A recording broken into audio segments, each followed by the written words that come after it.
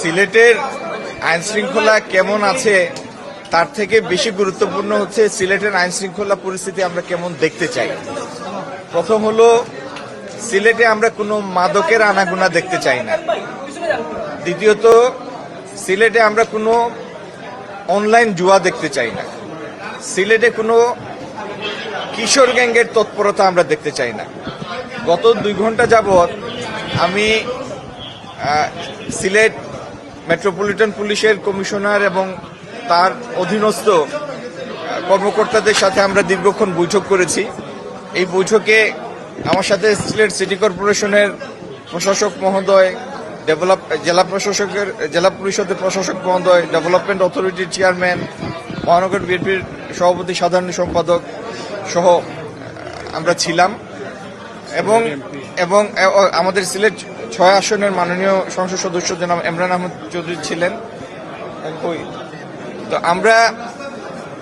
আমরা এই বিষয়ে এসএমপির কাছে আমাদের স্পষ্ট বার্তা দিয়েছি যে আগামী দিনে মাদক, অনলাইন জুয়া এবং কিশোর রঙ্গের কোনো তৎপরতা আমরা সিলেটে দেখতে চাই না।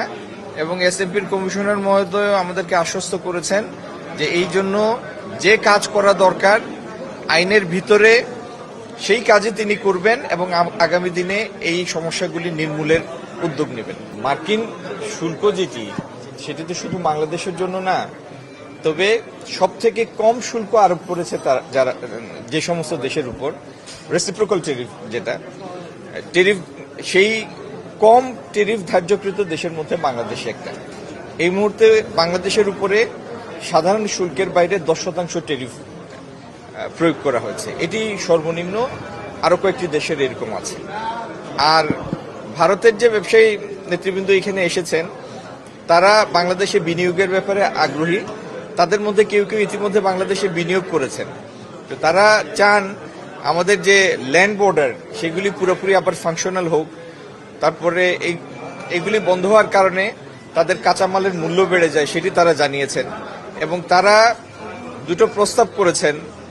বাংলাদেশের ব্যবসায়ীদের সাথে তারা ইনফ্রাস্ট্রাকচারের বিনিয়োগের জন্য একটা টাস্ক ফোর্স করতে চান এবং ডিজিটাল ইনফ্রাস্ট্রাকচার তৈরির জন্য আমাদের ব্যবসায়ীদের সাথে একটা টাস্ক ফোর্স করতে চান। সেটি তারা আমাদের এফপিসিসি এর নেতৃবৃন্দের কাছে উপস্থাপন করেছেন এবং আমিও সেটিকে সাধুবাদ জানিয়েছি। এটি হচ্ছে তাদের প্রস্তাব। আর আমেরিকান বাণিজ্য প্রতিনিধি দল তারাও এই দেশে বিনিয়োগ করতে চান এবং বিনিয়োগের সহায়ক পরিবেশ তৈরির জন্য তাদের কিছু প্রস্তাবনা পরামর্শ ছিল, সেগুলি আমরা বিবেচনায় নিয়েছি। স্বাধীনতার পর থেকেই বাংলাদেশের আমদানি বেশি, রপ্তানি কম। পৃথিবীর এরকম বহু দেশ আছে যারা আমদানি বেশি করে রপ্তানি তুলনামূলকভাবে রপ্তানি কম হয়। এটি কোনো অস্বাভাবিক বিষয় নয়, কিন্তু আমাদের রপ্তানির পরিমাণ বাড়ালে আমদানির পরিমাণও বাড়বে। রপ্তানি এবং আমদানি মানে আমাদের ট্রেড ভলিউম আরো বহুগুণে বৃদ্ধি করা আবশ্যক, যেটি আমাদের অর্থনীতির সাইজের সাথে কমপ্লিমেন্টারি হবে। যেমন ভিয়েতনাম, তার আমদানি রপ্তানি মিলে এখন প্রায় 800 বিলিয়ন, সেখানে বাংলাদেশ আছে 100 বিলিয়নে। তো সেটি আমাদের জিডিপির সাইজের সাথে ঠিক কমপ্লিমেন্ট করে না। একটা গণতান্ত্রিক সমাজের সব থেকে বড় জোর হচ্ছে এই যে আপনারা মানে মুক্ত মনে প্রশ্ন করতে পারেন, জবাবদিহিতা আদায় করতে পারেন। এটি হচ্ছে একটা গণতান্ত্রিক সমাজের সব থেকে বড় শক্তি। তো আমরা এখানে যেখানে দাঁড়িয়ে আছি এটা হচ্ছে সিলেট মেট্রোপলিটন পুলিশের অফিস। আরেক সময় আসেন আমাদের কমিশনারকে